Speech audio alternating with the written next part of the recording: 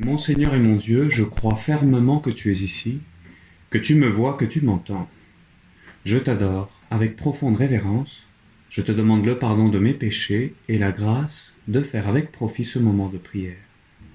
Ma Mère Immaculée, Saint Joseph, mon Père et Seigneur, mon ange gardien, intercédez pour moi. Crée en moi, Seigneur, un cœur pur.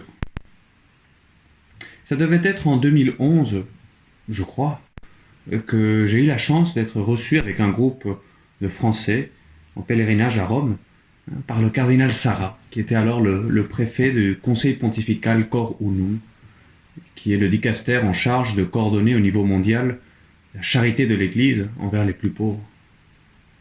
Et il nous a parlé de ses voyages pour représenter le Saint-Père dans des pays dévastés par les catastrophes naturelles, des grandes campagnes de Caritas. Mais ce qui est resté gravé en moi, c'est surtout la réflexion de ce grand homme de prière face à une question très prosaïque, de quelqu'un qui se demandait s'il fallait donner de l'aumône aux pauvres dans la rue, en sachant que souvent, derrière, il y a un réseau mafieux où on ne sait pas trop à quoi va servir cet argent. Alors sa question c'était « Alors je donne ou pas ?» Et la réponse très simple du cardinal, la voici. Je préfère donner de l'argent à un homme qui pourrait éventuellement me tromper plutôt que de manquer à l'opportunité de rencontrer en lui le Christ que je peux aider.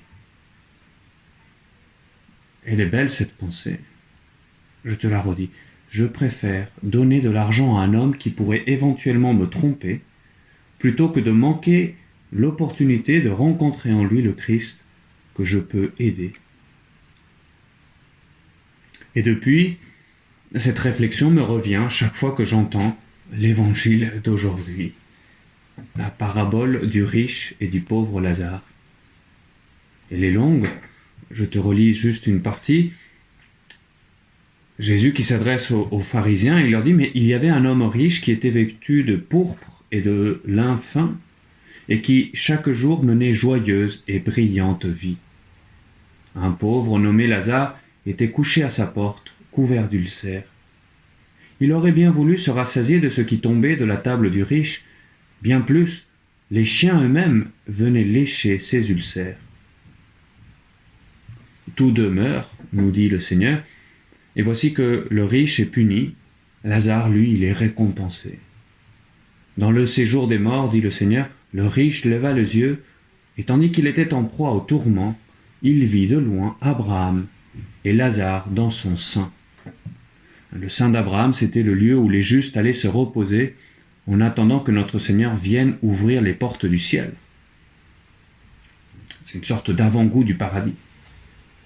Et certes, par cette parabole, notre Seigneur veut clarifier deux points doctrinaux très importants. D'une part, le fait qu'il y a une vie après la mort, et que par conséquent, il y aura un jugement et une rétribution en fonction de la vie qu'on aura menée. Et d'autre part, que la prospérité matérielle ne veut pas dire qu'on soit prédestiné au ciel, ni à l'inverse, l'adversité dans cette vie n'est pas une punition divine, c'est plutôt même le contraire qui transparaît dans cette parabole. Et en même temps, cette parabole, moi, elle m'interpelle toujours très directement, parce que ce riche, que la tradition a appelé du nom d'Épulon, il n'était pas méchant. Il vivait sa vie à lui sans faire de mal à personne. Et une fois en enfer, il veut même essayer de prévenir ses frères et sœurs pour qu'ils n'aillent pas le rejoindre. Alors qu'est-ce que tu lui reproches, Seigneur?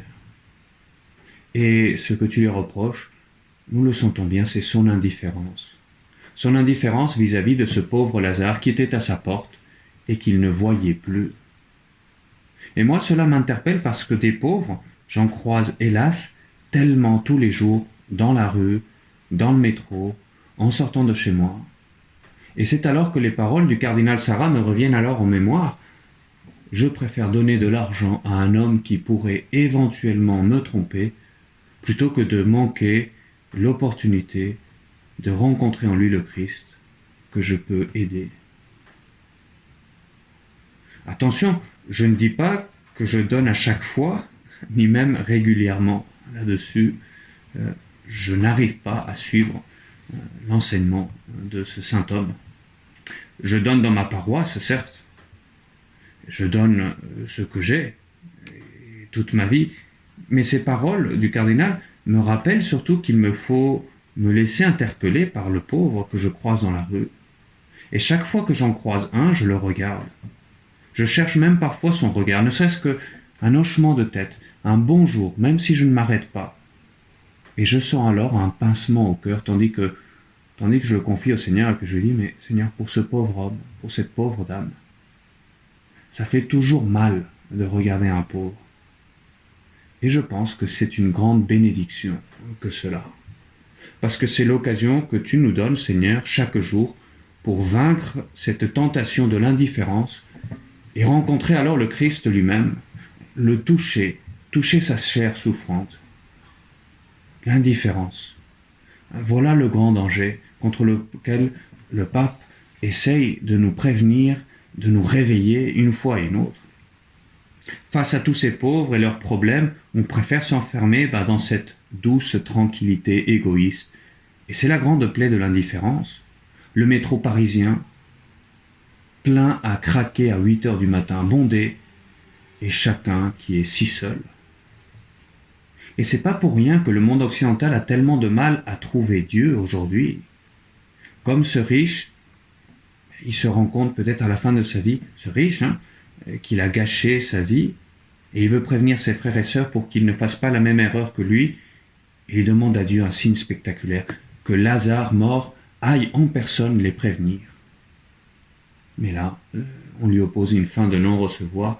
S'il n'écoute pas Moïse ni les prophètes, quelqu'un pourra bien ressusciter d'entre les morts, ils ne seront pas convaincus. C'est que cette indifférence face à la souffrance des autres nous rend sourds aux appels de Dieu. Et c'est pour cela que l'Église nous donne cette parabole à méditer pendant le carême. Parce que le partage, parce que le souci des autres, c'est ce troisième pilier dans nos efforts de carême qui est si important, si fondamental.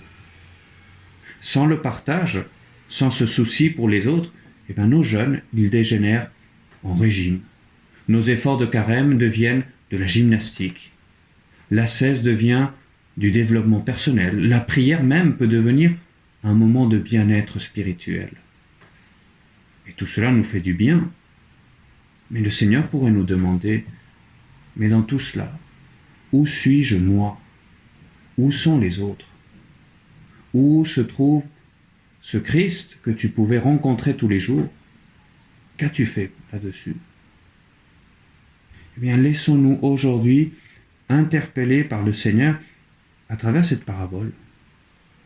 Effectivement, Seigneur, je me suis fixé des efforts pour ce carême, et je lutte, et je tente de faire mes moments de prière chaque jour. Merci pour cette grâce, Seigneur.